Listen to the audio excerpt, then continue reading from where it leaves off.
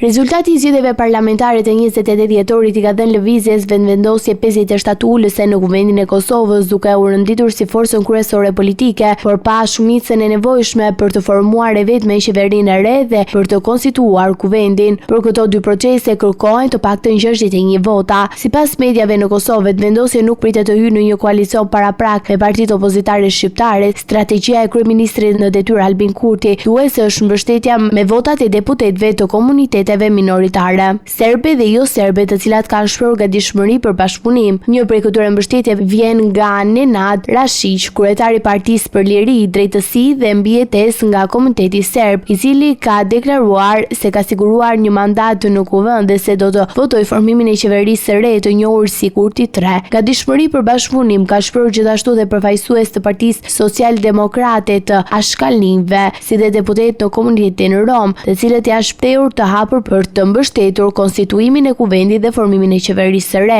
Bazuar në këto deklarime dhe për llogaritje, lëvizja vetëvendosje duhet pritet të sigurojë rreth 65 vota në kuvend, numër mjaftueshëm për zgjedhjen e kryetarit të kuvendit dhe për votimin e qeverisë së re të Kosovës, duke hapur rrugë vazhdimësisë së qeverisjes së Albin Kurtit për një mandat të tretë.